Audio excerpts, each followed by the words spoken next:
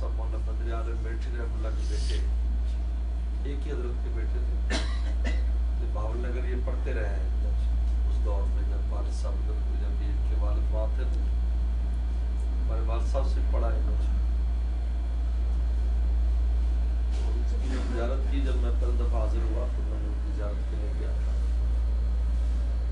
تو انہوں نے فرمایا کہ ریاض الجنہ میں جا کر 2 کام کریں، نفل وغیرہ پڑھے، پھر یہ کہے کہ اللہ میں جنت میں ہوں اس وقت اور آپ کا وعدہ ہے جو جنت میں داخل ہو جائے گا اس کو کبھی نکالیں گے نہیں، بس آپ میرے جنتی ہونے کا فیصلہ کر دیں. تو وہ حقیقتاً وہی جنت ہی ہے، حقیقتاً جنت ہے. اور دوسرا آپ جنتی کی کوئی بات رد نہیں کرتے تو میری یہ دعائیں آپ نے پوری فرما دعا رد نہیں ہوتی. بہت بارہا میں نے تجربہ کیا اور بہت لوگوں کو بتایا کہ وہ کام کہتے ناممکن ہے. میں نے کہا بھائی آپ یہ کریں، اللہ نے وہ کرا دیا. اللہ کیا تو ناممکن نہیں لگتا، ناممکن تو ہمارے یہاں ہے، کیا تو ناممکن کوئی چیز. یہ حضرت نے مجھے یہ بتایا تھا، چونکہ یہی مقیم تھے، یہی رہتے تھے، بلکہ نیشنل تھے. اس سے بدر عالم بیٹھی رحمہ اللہ 1948 میں آئے تھے ہمارے وہاں سے والد صاحب کو پھر سارا سونپ کر یہاں آئے.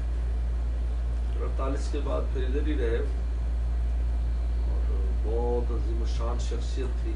حضور صلی اللہ علیہ وسلم کے ساتھ جو ان کا خاص تعلق تھا، بلکہ وہ جاگتی آنکھوں سے بھی وسلم کی زیارت کرتے تھے. وہ فرماتے تھے میں نے خود رسول وسلم کو آنے والے مہمانوں کے انتظام کرتے دیکھا ہے. بہت عظیم شان شخصیت تھی، اللہ نے ان کو بہت نوازا تھا.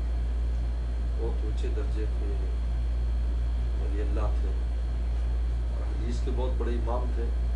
ترجمان السنہ ان کی اردو میں حدیث کی بہت عظیم الشان کتاب. امام مہدی رحمۃ اللہ علیہ السلام کے بارے میں جتنی تفصیلی روایات انہوں نے ذکر کی ہیں اسی کتاب میں اس انداز میں ترجمان السنہ. سید انور شاہ کشمیر رحمۃ اللہ کی شگونی کی وجہ سے والد صاحب بھاول نگر آئے تھے. تو مولانا آفتاب عالم صاحب ایک دفعہ بعد میں پھر پہلے خیر تو شروع میں تھا، پھر بعد میں جب حضرت شیخ کے ساتھ سن 2000 میں حاضری ہوئی تو شیخ ان کی زیارت کے لیے گئے تھے حکیم اختر صاحب. تو میں جب اس کو آیا اس وقت تو مہمان بھی آئے، چائے وغیرہ پلائی. تو حضرت بولتے رہتے تھے مسلسل، تھے میرٹھ کے تھے، زبان کی چاشنی بھی بڑی عجیب تھی. حضرت بولتے ہی رہتے تھے، آپ کو نہیں بولنے دیں گے.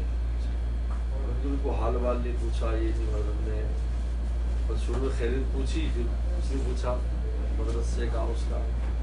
دل میں آ جاتا ہوگا نا سامنے والا کیا پوچھنا چاہتے، تو اس لیے وہ پہلے سے ہی بتا بولتے رہتے آداب اور یہ وہ سب یعنی سیکھ لوگ اسی لیے آتے ہیں. تو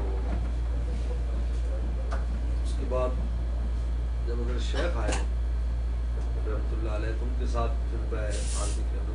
میں جا رہا ہوں، حضرت ہمارا تو بہت گہرا تعلق ہے، مجھے بھی ساتھ لے لیا.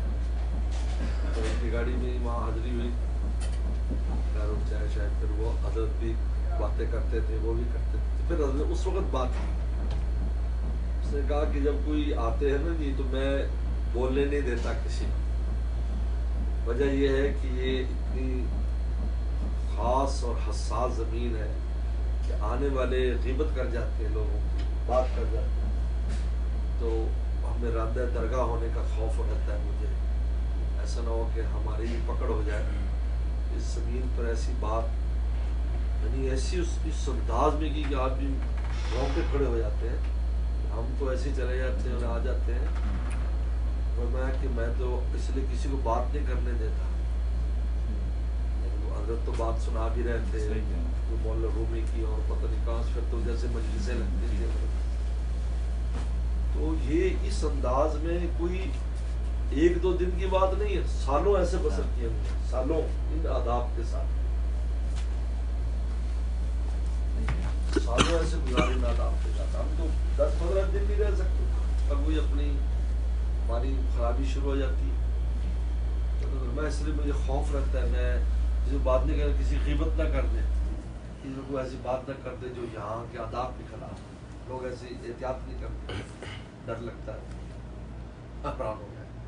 حالانکہ آل نبی تھے, آل رسول تھے, خود بھی آل رسول تھے. میں نے کل بھی بتایا کہ حضرت شیخ زکریا رحمۃ اللہ بیٹھے تھے باب السلام میں, تو حضرت بن سید بن نوری رحمۃ اللہ علیہ سید بدر عالم بیٹھے رحمۃ اللہ آئے واجب میں جانے کے لیے, تو پیچھے سے آواز دی ٹھہرو ٹھہرو سیدو ٹھہرو, مجھے ساتھ لے چلو, تم پر تو شفقت کریں گے, تم اولاد ہو, میرا بھی کام ہے, مجھے ساتھ لے جاؤ, میں سے آکار ایسے نہیں جا سکتا. یہ حضرت نے کل ایک بڑا واقعہ مشہور ہے.